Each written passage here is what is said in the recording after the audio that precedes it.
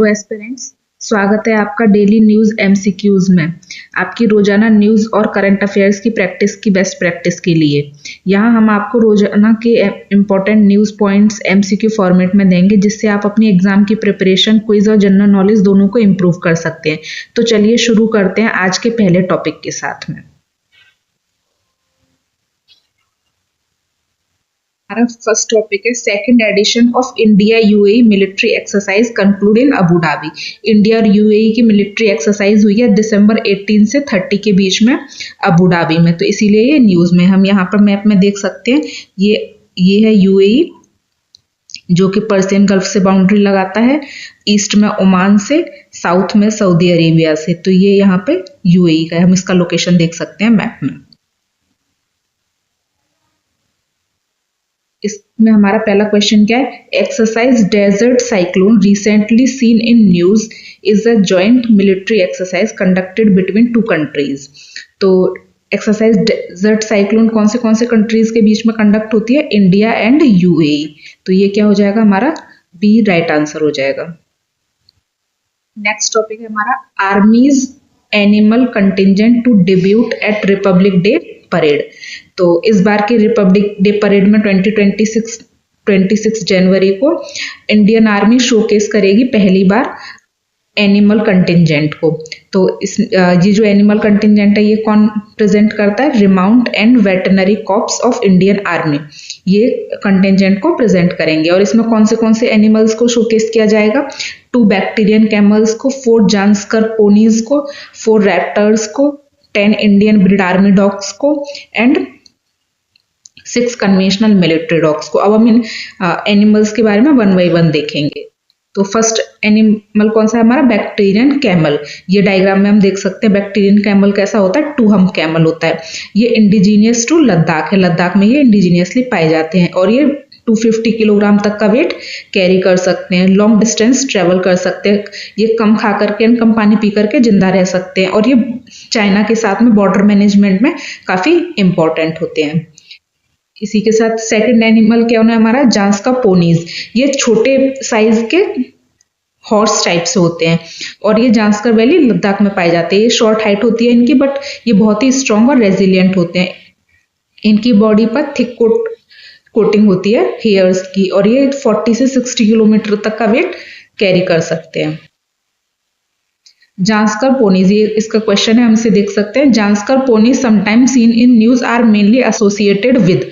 तो जांस्कर पोनीज किससे एसोसिएटेड है? Desert warfare in Rajasthan, no. High altitude logistics in Ladakh, ये इससे एसोसिएटेड है। बी क्या हो जाएगा? राइट आंसर हो जाएगा। अदर ऑप्शंस भी देख लेते हैं। Coastal security in Gujarat, no. Forest patrol in central India, no. तो करेक्ट आंसर क्या हो गया हमारा? B. Now army dogs. Army dogs के बारे में देखेंगे अब हम। तो ये आर्मी डॉग्स को और किस नाम से जाना जाता है? मिलिट्री वर्किंग डॉग्स के नाम से।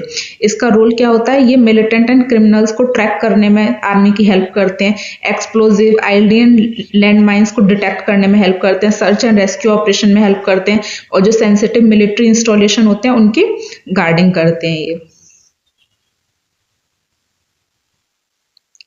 नेक्स्ट है Indian bread army dogs. Indian bread army dogs मतलब जो इंडिजीनियस डॉग्स होते हैं इंडिया के। इसमें कौन से डॉग्स मेन होते हैं? मुठोल हाउंड, राजा पलायम, चिप्पी पराई, कोम्बई, रामपुर हाउंड। ये सब किसे रिफ्लेक्ट करता है? इंडिया के आत्मनिर्भर भारत एंड मेक इंडिया को डिफेंस में। तो ये सारे इंडिजीनियस डॉग हैं जिन्हें आर्मी में यूज किया जाता है। ये हम कुछ डायग्राम देख सकते हैं, कुछ फोटोज दे रखे हैं हमें। मुठोल हाउंड ये इस तरीके से दिखता है, राजा पलायम ये इस तरीके का डॉग दिखता है एंड कोम्बई ये इस तरीके से दिखता है। नाउ फिफ्थ क्या है हमारा? रैप्टर्स। तो रैप्टर्स क्या होते हैं? रैप्टर्स वो बर्ड्स होते हैं जो कि हंट करते हैं अपने शार्प क्लॉज, मतलब अपने शार्प जबड़े को और अपनी नुकीली चोंच को यूज करके हंट करते हैं। इसमें कुछ एग्जांपल्स दे रखे हैं हमें। ईगल क्या होता है? एक पावरफुल वर्ड है।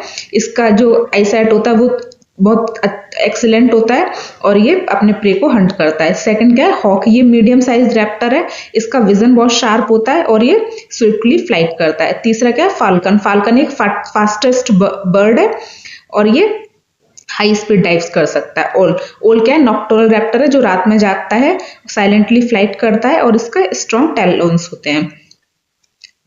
क्या है हमारा, DRDO carries out launch of प्रलय मिसाइल, सेल्वो लॉन्च ऑफ प्रलय मिसाइल। तो डीआरडीओ ने सेल्वो लॉन्च किया प्रलय मिसाइल का, इसीलिए ये न्यूज में है। तो सेल्वो मिसाइल क्या होती है, firing multiple weapons at the same time. Salvo launching क्या होती है कि एक साथ एक ही समय पर बहुत सारे वेपन्स को फायर करना। तो प्रलय मिसाइल के हम कुछ बेसिक फीचर्स देखेंगे। ये कैसी मिसाइल है, surface to surface quasi ballistic missile. तो बैलिस्टिक मिसाइल कैसी होती है, जिसको एक पॉइंट से टारगेट किया जाता है और जाकर के वो अपने टारगेट को हिट कर देती है, वो होती है ballistic missile. And quasi ballistic missile क्या है कि इसको अगर हमने एक बार लॉन्च कर दिया तो बाद में भी हम इसकी डायरेक्शंस को चेंज कर सकते हैं अपने टारगेट के अकॉर्डिंग। तो उसे हम क्या कहते हैं, क्वाजी बैलिस्टिक मिसाइल। इसको डेवलप किसने किया है, डीआरडीओ ने। इसका रेंज कितना है, 150 टू 500 किलोमीटर। प्रोपल्सन इसका सॉलिड फ्यूल है, ये सिंगल स्टेज मिसाइल है। इसका लॉन्च प्लेटफॉर्म क्या है, रोड मोबाइल, मतलब इसको इधर उधर से कहीं से भी चलते फिरते उसमें लॉन्च किया जा सकता है। इसका पेलोड कैपेसिटी कितना है, 500 टू 1000 किलोग्राम। वॉरहेड क्या है, कन्वेंशनल। हमारी दो टाइप की मिसाइल होती है, एक कन्वेंशनल होती है, एक न्यूक्लियर कैपेबल होती है। तो ये किस टाइप की मिसाइल है, कन्वेंशनल, न्यूक्लियर कैपेबल नहीं है। इसकी स्पीड कितनी है, 6.1 मैक, मतलब साउंड की स्पीड से 6.1 टाइम्स। हम यहाँ इस डायग्राम में देख सकते हैं, ये प्रलय मिसाइल है, तो इसको यहाँ से इस ट्रक से लॉन्च किया जा सकता है। हाँ, ये प्रलय मिसाइल के ऊपर हमें क्वेश्चन दे रखा है, विद रेफरेंस टू प्रलय missile consider the following statement, it is a quasi ballistic short range missile. तो ये राइट हो जाएगा, ये quasi ballistic short range missile होती है। It is nuclear capable missile, ये अभी हमने देखा ये न्यूक्लियर कैपेबल मिसाइल नहीं है। It is a road mobile solid fuel missile, तो ये क्या हो जाएगा, राइट हो जाएगा हमारा। तो करेक्ट आंसर क्या हो जाएगा, B option, 1 and 3 only. Next topic क्या है हमारा, Himachal sell to legalise cannabis cultivation. Himachal ने कैनाबिस के कल्टीवेशन, कैनाबिस मतलब गांजा, गांजा के कल्टीवेशन को क्या कर दिया, लीगलाइज कर दिया है। तो इसे हम एक क्वेश्चन के थ्रू देखेंगे। With reference to cannabis consider the following statement, cannabis is listed as a control substance under the Narcotic Drugs and Psychotropic Substances NDPS Act 1985 in India। ये स्टेटमेंट क्या हो जाएगा, राइट हो जाएगा, क्योंकि कैनाबिस को एनडीपीएस एक्ट में control substance की लिस्ट में लिस्ट किया गया है। It's use is only illegal for recreational purposes, मतलब एंटरटेनमेंट पर्पजेज से इसका यूज इलीगल है, but medicinal use is permitted under regulation. ये गलत हो जाएगा, रिक्रिएशनल पर्पजेज के तो लिए तो ये इलीगल है ही है, बट मेडिसिनल यूज के लिए भी हमें गवर्नमेंट से अप्रूवल लेना पड़ता है, ऐसे ही फ्रीली इसको यूज नहीं किया जा सकता।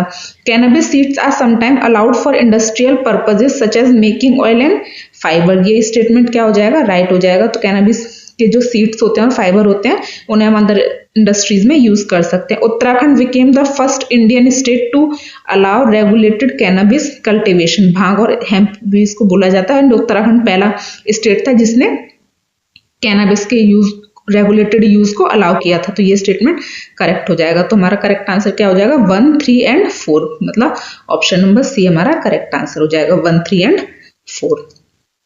ये आप यहाँ पे इसका एक्सप्लेनेशन भी देख सकते हैं। नाउ नेक्स्ट टॉपिक क्या है, ban on oral formulation of nimesulide over 100 mg। मतलब गवर्नमेंट ने निमेसुलाइड के 100 mg से ऊपर के ओरल फॉर्मुलेशन मतलब टैबलेट की फॉर्म में लेने पर बैन लगा दिया है। तो इसको हम एक एमसीक्यू के जरिए देखेंगे।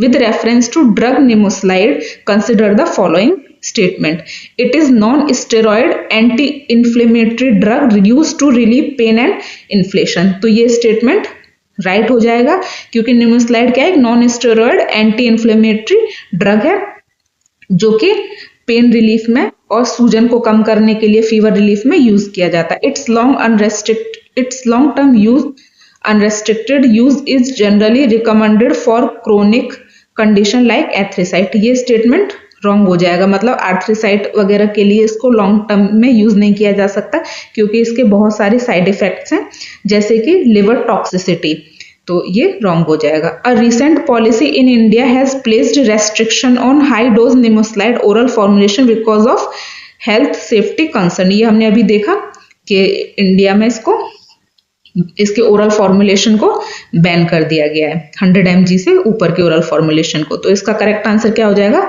1 and 3 ओनली। तो ये हम यहाँ पे इसका एक्सप्लेनेशन देख सकते हैं।